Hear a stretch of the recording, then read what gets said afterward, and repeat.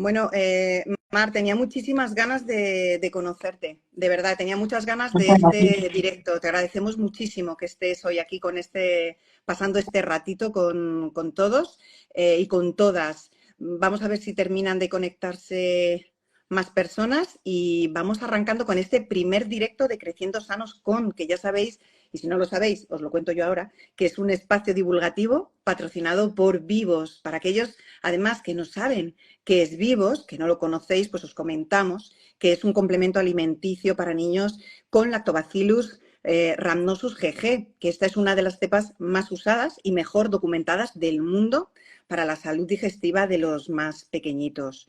Hoy, además, estamos muy contentos porque estamos de estreno. Es el primer espacio de Creciendo Sanos y contamos con la colaboración de Mar, aunque hay una Marta por ahí, pero vamos a hablar contigo, Mar, que luego Marta, si quiere preguntar, que pregunte, pero ahora hablamos contigo. Van a Siempre ser me 20 cambian minutos. el nombre. Lo de Marta me pasa mucho, ¿eh? Sí, no, Mucho. pero no me equivoco contigo, ha sido que me he quedado saludando. Es el problema de los directos, que muchas veces te quedas enganchado viendo a la gente que va sumándose. Pues como te decía, que van a ser 20 minutos donde vamos a charlar de los problemas digestivos más frecuentes en niños. Os invitamos a todos a que os quedéis hasta el final porque vamos a tener una sorpresa que no vamos a desvelar, obviamente, hasta el Sí. final. Sí.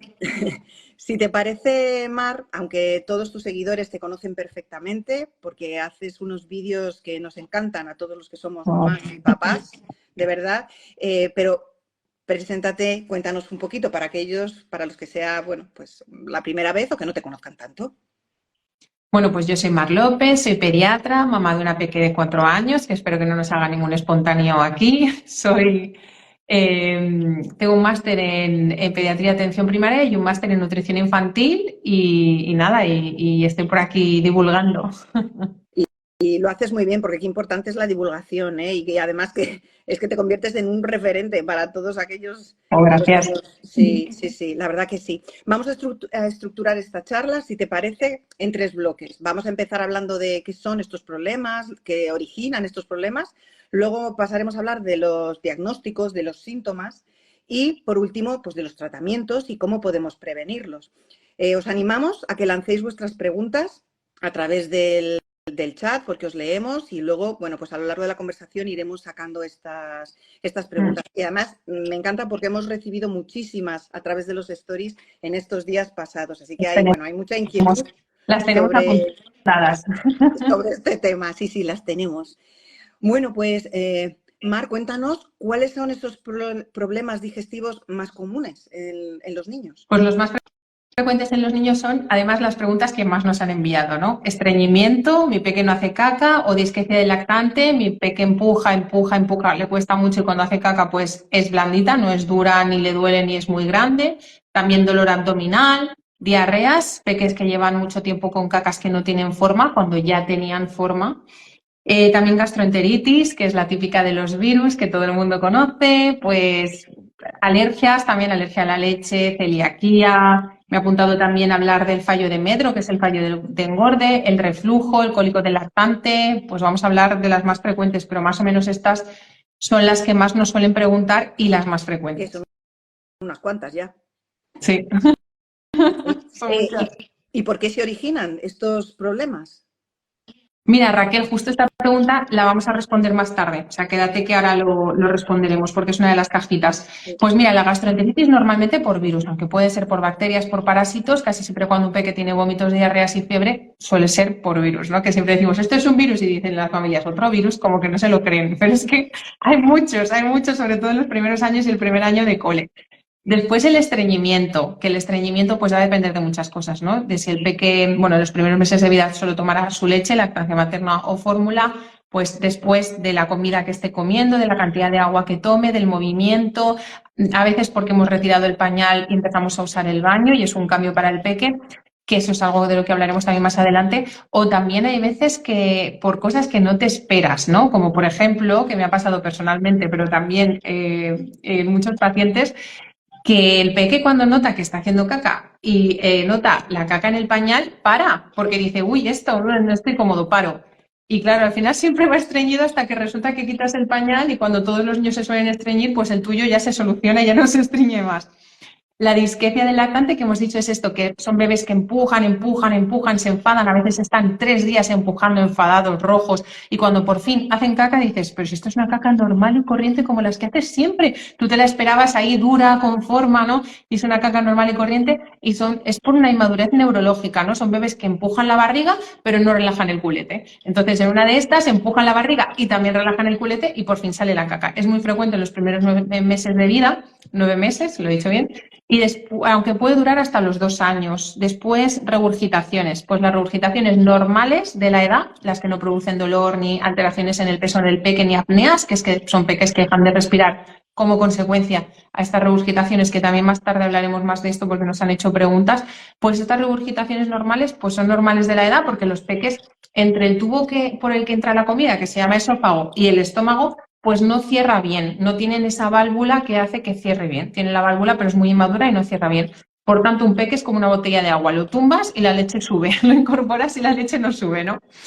Cuando este peque ya sí que tiene un dolor debido a este reflujo, se llora, se echa hacia atrás, como esta mamá que nos acaba de decir, que luego hablaremos más de esto, o tiene, por ejemplo, una alteración en su engorde, porque como regurgita mucha cantidad, pues al final esto está afectando a su peso, o es un peque que está haciendo apneas. Las familias ven que a veces incluso se pone como azulado o cuentan que hay muchos segundos que está el peque sin respirar, pues esto sí que está dando unos síntomas y se llama enfermedad por reflujo gastroesofágico y ahí sí que buscamos una causa y ponemos un tratamiento.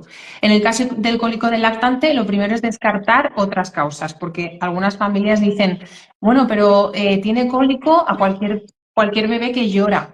Pero es verdad que muchas veces parece que lloran porque les duele la barriga, pero que cuando descartamos otras causas del cólico, ¿no? Quiero decir, cuando descartamos que ese peque no tiene una alergia, ni en realidad tiene un reflujo, ni tiene una infección en la orina, en las heces o algo que esté produciendo este llanto y dices, mira, es que lo he descartado todo, ahí es cuando puedes dar el diagnóstico de cólico y normalmente el cólico pensamos que puede ser por muchas cosas y no sabemos muy bien por cuál, ¿no? Una demasiada estimulación, porque es más frecuente en los primeros bebés, ¿no? Que es a los que les hacemos más caso, ¿no? Todo el día, ¡ay, qué bien! Demasiados cambios, falta de rutinas, ¿no? Cuando ya tienes un niño más mayor, tú ya sigues unos horarios, ya te has adaptado a ese cambio de vida, ¿no? Pero cuando tienes el primer bebé, pues a lo mejor no. Una forma precoz de migraña, una alteración en la flora intestinal, en la microbiota, aún no sabemos bien. En el caso del dolor abdominal, hay dolor abdominal que es por una infección, por ejemplo, por parásitos, por bacterias, por enfermedad inflamatoria intestinal. Hay dolor abdominal que no se conoce la causa y que, bueno, porque que son peques que tienen dolor y vamos estudiándolos, también obviamente por estrés o por motivos emocionales. Los peques somatizan también mucho a veces allí, también por estreñimiento. ¿Qué más me ha apuntado? A ver, las diarreas, mucha gente me dice, bueno, pueden ser, ya sabemos, por virus, por bacterias, por parásitos, enfermedad inflamatoria intestinal, como he dicho antes, alergias, como celiaquía, por ejemplo, fibrosis quística, muchísimas causas, ¿no? Hay que buscar cuál puede ser. Pero algo que me preguntan mucho las familias es qué es una caca normal y qué es una caca de diarrea. En niños más mayores, pues las cacas normales, si buscáis en Google escala de Bristol de las heces, BRISTOL, Bristol de las heces, pues veréis que las de tipo 1 son las redondas muy duras, pequeñitas, y las de tipo 7 son las totalmente líquidas. Pues entre las de tipo 3 y las de tipo 5 consideramos que son unas cacas normales. Las de tipo 4 es el típico churro de toda la vida, liso, ¿no? Pero claro, me dicen muchas veces, vale, pero en bebés, ¿qué? ¿Cómo sé si tiene diarrea? Si es un bebé que está haciendo una caca líquida siempre, ¿no?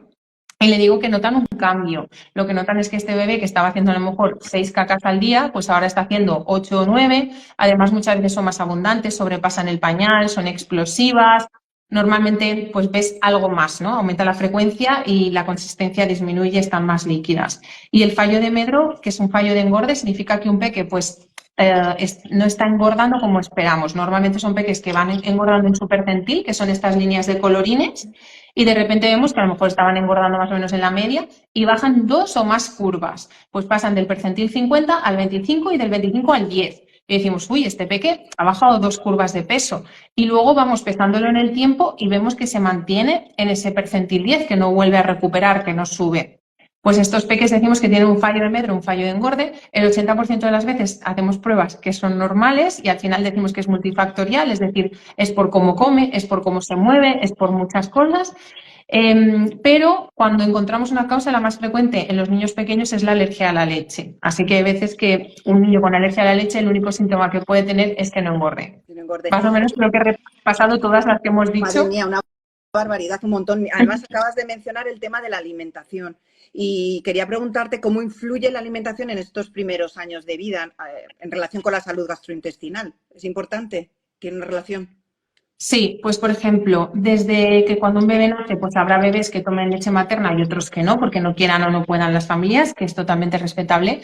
Pero claro, los bebés que toman leche materna al final están recibiendo unas bacterias que producen, o sea, que ayudan a que ellos tengan una microbiota más saludable. Su microbiota se va formando en el embarazo, cuando los bebés nacen, si toman leche materna o fórmula. Con la alimentación en los primeros meses, ¿no? Cuando tienen 6 meses y empiezan a comer. Obviamente es muy distinto darle a un peque comida saludable que darle a un peque ultraprocesados y azúcares, que entonces su flora intestinal será peor, ¿no? Habrá más bacterias malas y menos bacterias buenas. ¿Y por qué es tan importante cómo va a ser la microbiota del peque? Porque al final la flora intestinal influye en muchas cosas, ¿no? Y en los últimos años estamos descubriendo mucho sobre esto, se está estudiando mucho sobre esto. Por ejemplo, influye en las defensas del peque, en que un peque se pueda defender mejor de infecciones o peor de infecciones. Influye en el desarrollo neurológico del peque, en el riesgo de obesidad, de diabetes, bueno, pues en enfermedades futuras que puede tener este peque. No solo la alimentación puede influir en su flora intestinal, sino también, por ejemplo, el tipo de parto. Sabemos que los niños que nacen por parto vaginal tienen una flora intestinal mejor que los que nacen por cesárea, que son cosas que, pues, que normalmente tampoco hemos podido elegir, ¿no? Pero lo que hacemos ahora es que colocamos una gasita en la vagina de la mamá y cuando el bebé nace, por cesárea me refiero, cuando nacen por cesárea, colocamos una gasita en la vagina de la mamá y cuando el bebé nace, colocamos esta gasita pues alrededor de su cara, las manitas, para intentar que poco a poco ese bebé pues vaya ingiriendo estas bacterias que luego le van a ayudar a tener una flora intestinal más saludable y eso va a hacer pues que tenga menos probabilidad de alergias, de obesidad, de todo esto que hemos comentado, ¿no?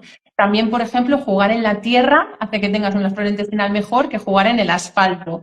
El estrés, porque mucha gente es como que va, los niños no van estresados, pero los niños muchas veces lo están. Lo que pasa es que a veces no se ve fácilmente, pero al final un niño puede estar estresado pues por el día a día familiar, por nuestro propio estrés, que al final estamos nosotros mal y se lo transmitimos, o también obviamente si están en un ambiente desfavorable para el peque, ¿no? Que incluso los niños con estrés a veces no crecen y no engordan. También haber nacido prematuro o haber nacido a término son los niños que nacen a partir de la semana 37, si tenemos animales en casa o nuestra flora, nuestra propia flora, porque al final les estamos dando a ellos besos, ¿no? Y muchas veces pasa, ¿no? Que los niños comen súper bien, pero nosotros comemos fatal a escondidas y al final, pues la nuestra también influye en la suya. Hablando de síntomas y del tema del diagnóstico, para diagnosticar todos estos problemas, ¿cómo se hace? ¿Qué pruebas son las más comunes que se les hacen a los niños? Pues mira, normalmente cuando un peque tiene una gastroenteritis, por ejemplo, si lleva más de 14 días con diarrea, hacemos un coprocultivo, que es un cultivo de las heces, para ver a ver por qué esta diarrea se está prolongando, ¿no? Porque hasta 14 días puede ser normal, fijaos que son muchos días. Pero, No, perdona, no te he cortado, que he dicho que sí son muchos, que sí, angustia. Como madre sí. o padre Cuando lleva te agobia. más de 5 ya dices, ya te empiezas a preocupar, ya no te gusta, ¿no? Aunque puede ser normal hasta 14, porque hay algunas infecciones que, bueno, pues que son más largas. Entonces, un poco por esperar a descartar lo más frecuente, es raro que continúe más allá de 14 días, pero cuando continúa, lo más frecuente es que cojamos un cultivo de las heces para ver si pues crece algún virus, bacteria, parásito, alguna causa así. Luego también muchas veces hacemos ecografías abdominales o analíticas, es lo que solemos hacer con más frecuencia, porque al final o bueno, bioquímica de heces, es decir, parámetros de inflamación en las heces, por ejemplo, también revisamos. Porque al final, por ejemplo, cualquier cosa abdominal, por ejemplo, un dolor abdominal agudo, que crees que puede ser una apendicitis, pues vas a hacer una analítica, vas a hacer una ecografía. Un dolor abdominal por un golpe fuerte en el abdomen, pues vas a hacer una analítica para ver que no esté bajando la hemoglobina, que ese peque no esté sangrando por dentro, vas a hacer una ecografía por lo mismo, ¿no? Por un dolor abdominal crónico, pues también vas a hacer una ecografía, porque entre otras cosas tienes que descartar cosas graves, que veas una tumoración, ¿no? Quiero decir, Casi siempre solemos hacer cultivo de ecografía y analítica. Muy bien. Y había preguntado Raquel a través del chat que qué hacer cuando un niño, un bebé, come, llora y luego se echa para atrás. ¿Qué le podemos Exacto. Esa es una de las preguntas que le hemos dicho que íbamos a resolver, que estaba también en la cajita. Cuando eso ocurre, son bebés que normalmente comen y a veces incluso durante la toma van como arqueándose hacia atrás, en C invertida lo llamamos, se van arqueando así hacia atrás, van llorando, rechazan y luego vuelven a mamar o a tomar el bibe, o a veces son bebés que las familias te dicen es que solo come, sobre todo cuando es leche de fórmula, te suelen decir solo come cuando está dormido, le tengo que dar el biberón cuando está dormido, o que después de hacer la toma todo el rato se arquean hacia atrás. Esto normalmente es por un reflujo que produce dolor. Hemos dicho ya que un niño regurgite, que un bebé pequeño regurgite, sobre todo en el primer año de vida, sobre todo en los primeros 6 meses, es normal. Significa que pues, la leche sube hacia arriba como a todos los bebés. Pero eso no debe producir dolor ni debe alterar su peso ni debe producir apneas, que ese bebé no respire durante unos segundos. Si todo eso es así, pues lo llamamos, en los pediatras siempre lo llamamos regurgitador feliz. Es decir, es un bebé que está feliz y hace y te saca un montón de leche, pero él está bien. Cuando lloran y se echan hacia atrás, normalmente es por un reflujo con dolor que ha provocado una esofagitis, es decir, ese bebé tiene dolor porque la leche cuando sube, de tanto que sube, como está ácida del estómago, al final quema un poquito el esófago y eso ha provocado una esofagitis, ha quemado un poquito ese esófago, de forma que cada vez que vuelve a subir la leche le duele y se echa hacia atrás. La causa más frecuente de eso es la alergia. La alergia más frecuente es a la proteína de leche de vaca. Muchas veces me decís, pero es que mi bebé no toma fórmula, toma pecho. Pero es que a través de la leche materna también pasa algo de proteína de leche de vaca y entonces los bebés también pueden tener síntomas. Pero puede ser cualquier alimento. Por ejemplo, en el caso de mi hija, que tiene 8 alergias, si yo comía fresas, ella tenía un reflujo horrible con un montón de dolor hacia atrás. O sea que imaginaos fresas, ¿cuánta proteína tiene una fresa? Pues me pasaba con la fresa, es decir, que no solo puede ser la leche, también, por ejemplo, los más frecuentes leche, soja, huevo, trigo, que pueden producir síntomas en el TEC. Entonces es buscar la causa, buscar el alimento que puede estar produciendo esto y después también normalmente ponemos antiácidos hasta que ya se ha curado esa herida y ya los podemos retirar. Y pasando ahora a hablar de qué tratamientos y cómo podemos prevenir todos estos problemas en los peques, ¿cómo afecta el uso temprano de medicamentos? Por ejemplo, los antibióticos, que además ahora los niños, como van desde tan chiquititos en la guardia, empiezan ya con el antibiótico desde muy temprana edad. ¿Cómo afecta a la microbiota intestinal? No sé qué medidas se pueden tomar. Sí, el antibiótico, cuando estudias medicina, lo que te dicen, el antibiótico significa antivida, ¿no? Y lo que hace es matar bacterias. Eso es una cosa que les explicamos mucho a las familias porque a veces cuando un niño tiene un catarro y el moco, que era blanco, se vuelve amarillento y después se vuelve verde, te dicen, es que tiene moco verde, dale un antibiótico, ¿no? Y nosotros les explicamos que eso es la evolución natural del moco, pero el catarro al final está producido por un virus, ¿no? Las infecciones bacterianas, si un peque sabemos que tiene una infección por una bacteria, sí que se tratan con antibiótico, pero no hace efecto en los virus, así que los virus no se tratan con antibiótico. Si un niño tiene una infección bacteriana que hay que tratar, porque a veces, por ejemplo, una otitis, a veces no hay que tratarla, o una infección por una bacteria gastrointestinal, por ejemplo, la salmonela, que es algo que la gente piensa, ay, Dios mío, pues normalmente no hay que tratarla, se cura sola muchas veces, ¿no? Pues cuando hay que dar antibiótico, pues al final pues lo tenemos que dar, ¿no? Pero ¿cuál es, por qué siempre intentamos en medicina prevenir, intentamos no tener que dar el antibiótico y si lo tenemos que dar, pues oye, se tiene que dar, ¿eh? Pero si no hay que darlo, o sea, ¿por qué intentamos no darlo? Lo intentamos no dar para que no destruya esas bacterias buenas que el peque sí tiene en su microbiota, ¿no? Al final, cuando le das antibiótico, matas bacterias y matas las bacterias buenas también. Por eso muchas veces damos probióticos con la toma de antibiótico para intentar, pues, no matar toda su flora buena. ¿Y nos haces alguna recomendación dietética? Sí, por supuesto. Pues si podéis y queréis ofrecer lactancia materna, por supuesto. Después alimentación saludable, intentando promover, pues eso, ya lo sabéis, fruta, verdura, hidratos de carbono saludables, el pan si podéis intentar que sea fermentado al menos 12 horas o más, porque mejora la tolerancia al azúcar de ese pan, los hidratos de carbono de ese pan, proteínas, lácteos saludables, no batidos, no zumos de naranja, no ultraprocesados que llevan azúcares. En el plato del niño, en los primeros 2 años de vida, debería haber una fruta o verdura, un alimento rico en energía, que normalmente es un hidrato de carbono, y uno en proteína, que es el que está aportando el hierro. O sea, uno rico en hierro, que suele ser proteína, uno rico en energía, que suele ser un hidrato de carbono, y una fruta o verdura. Y a partir de los 2 años es el plato de Harvard, que es lo mismo, pero con otro nombre. Es decir, la mitad del plato son verduras y alguna fruta, un cuarto proteína, que suele ser el rico en hierro, y un cuarto energía, que suele ser el hidrato de carbono. No queda mucho tiempo, no queremos robarte más tiempo, pero sí que nos gustaría terminar con una de las preguntas que nos han llegado a través de los stories. Y es que a través de comentarios nos preguntaban que habían observado que su bebé tenía hilitos rojos en las cacas y esto debe agobiar bastante porque parece sangre. Exacto.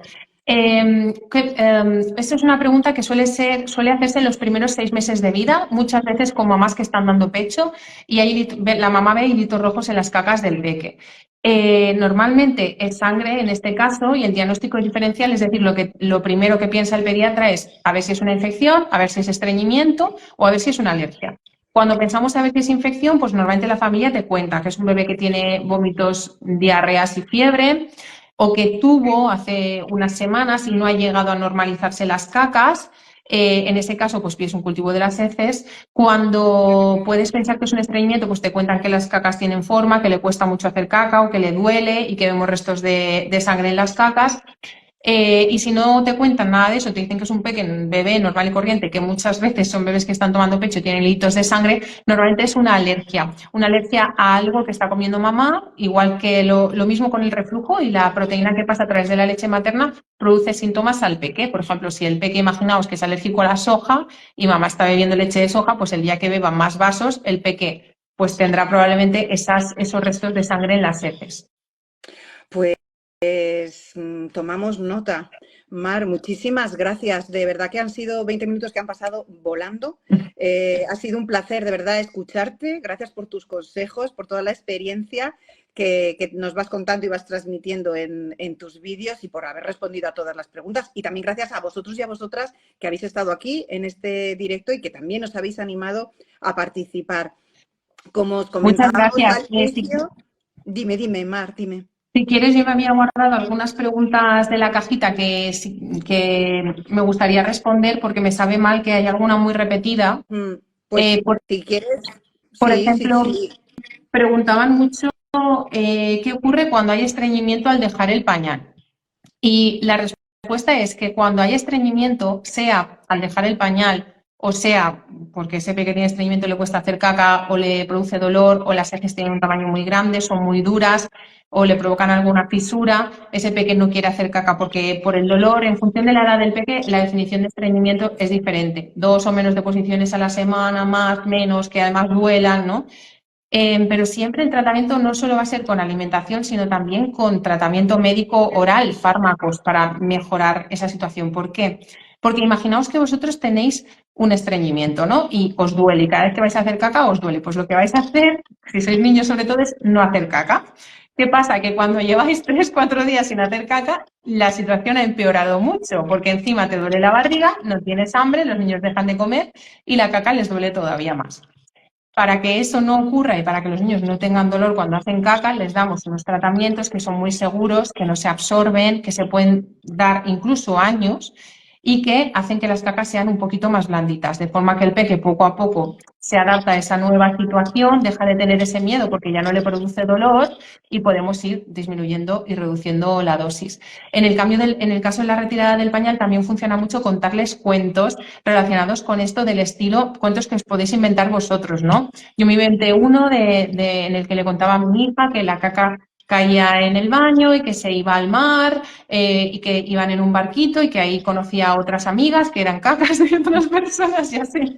Bueno, me inventé una mega historia para poder contarle a mi hija todo el tema este de las cacas. Y luego otra cosa que han preguntado es el zumo que habéis preguntado por aquí. El zumo, aunque sea natural, al final lo que haces es romper la fibra de la fruta. La fibra envuelve al azúcar y cuando te comes la fruta mordida por ti y tragada es mucho más espesa, ¿no? No tan líquida como un zumo. Por tanto, se mantiene mejor esta fibra que envuelve al azúcar de la fruta. Y tu cuerpo va digiriendo esa fibra y sacando el azúcar lentamente y el pico de azúcar en sangre es más suave. En cambio, si te tomas un zumo, ya has roto toda esta fibra que envuelve al azúcar y lo que queda solo es el azúcar. Por tanto, pega un pico de azúcar y tu peque pues lo tolera mucho peor, tu cuerpo lo tolera peor, es más probable que el día de mañana tenga diabetes, obesidad y algunos niños incluso tienen hambre constantemente porque todo el rato les pega luego un bajón de azúcar. O lo contrario, hay algunos que con esa cantidad de azúcar se quedan muy empachados y luego no pueden comer más. Y también, Mar, una preguntita ya para cerrar, que estaban preguntando también de manera recurrente, ¿qué hacer si mi hijo tiene gastroenteritis? Pues mirad, si tiene, normalmente las gastroenteritis van primero con vómitos y fiebre y después suelen continuar con diarrea, aunque pueden ir solo con diarrea y fiebre, por ejemplo. Cuando el peque está en el momento vómitos, si intentáis que todo el rato darle líquidos, no parará de vomitar y al final se convierte en un círculo vicioso, ¿no? Lo ideal es que después de un vómito esperéis 20, 25 minutos sin darle nada al peque. Ya sé que es difícil porque el peque lo que tiene ganas es de tomar un sorbito de lo que sea, pero intentad que no tome ningún sorbito. Yo me lo aplico también a mí misma cuando mi peque me pega una gastroenteritis y de verdad que es difícil los primeros 5 minutos, pero luego ya te has adaptado. Y cuando esperáis esos 20-25 minutos sin tomar absolutamente nada, dejando un poco reposar el cuerpo, empezáis a tomar 5 mililitros de suero oral cada 10 minutos, más o menos. Le vais dando 5 mililitros cada 10 minutos con una jeringa o con una cuchara o con un vasito, como vosotros os vaya mejor. Suero oral de farmacia. Cuando el peque ya lleva más o menos una hora tolerando, si lo notáis muy nauseoso, que no está vomitando, pero está muy nauseoso, esperáis un poquito más. Pero si lleváis una hora y lo notáis bien, ya podéis darle más cantidad de suero oral o más rápido o incluso ya reiniciar su dieta. La dieta normal, no hay que hacer dieta blanda con los niños. ¿Por qué? Porque los niños comen sano, o deberían, ¿no? Que están comiendo sano. Y como presuponemos que comen sano, pues que no les estamos dando, pues esto, ni nada muy azucarado o un zumo.